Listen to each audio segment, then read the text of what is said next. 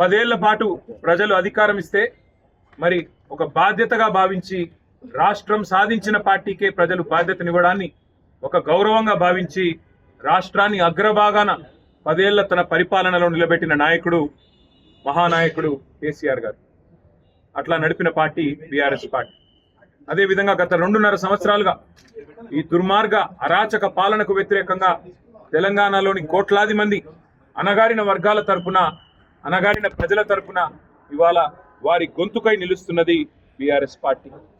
ఆనాడు 14 ఏళ్ళు ఉద్యమ పార్టీగా, 10 ఏళ్ళు అధికార పార్టీగా, గత 2.5 ఏళ్ళు ప్రతిపక్ష పార్టీగా అన్ని పాత్రలు, ప్రజలు ఇచ్చిన ప్రతి పాత్రను సమర్థవంతంగా పోషిస్తూ ఇవాళ భారతదేశ చరిత్రలోనే అతి కొద్ది పార్టీలు, 25 వసంతాలు పూర్తి చేసుకున్న పార్టీలు వేళ్ల మీద లెక్కబెట్టదగ్గ సంఖ్యలో ఉంటాయి.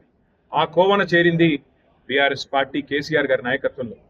మళ్ళీ ఒకసారి ఈరోజు పునరంకితం అవుతున్నాం. ఖచ్చితంగా తెలంగాణ ప్రజలకు ఒక స్వీయ రాజకీయ అస్తిత్వం ఉండాలి అని ప్రొఫెసర్ జయశంకర్ గారు ఎప్పుడు ఏదైతే చెప్తా ఉండేవారు, ఎట్టి పనికైనా మట్టి పనికైనా మనవాడే ఉండాలని చెప్తా ఉండేవారు, అట్లాగే మళ్ళీ పునరంకితం అవుతాం.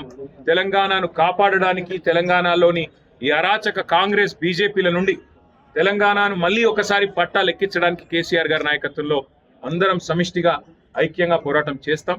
తప్పకుండా 2028వ సంవత్సరంలో తిరిగి మళ్ళీ తెలంగాణ రాష్ట్రానికి కేసీఆర్ గారిని ముఖ్యమంత్రి చేసేదాకా మేమందరం కూడా ఆయన సైనికులుగా, తెలంగాణ ప్రజల ప్రతినిధులుగా, తెలంగాణ బలగంగా, తెలంగాణ దళంగా కలిసికట్టుగా కదం తొక్కుతాం. తప్పకుండా తెలంగాణకి మళ్ళీ ఒకసారి పునరంకితం అవుతాం.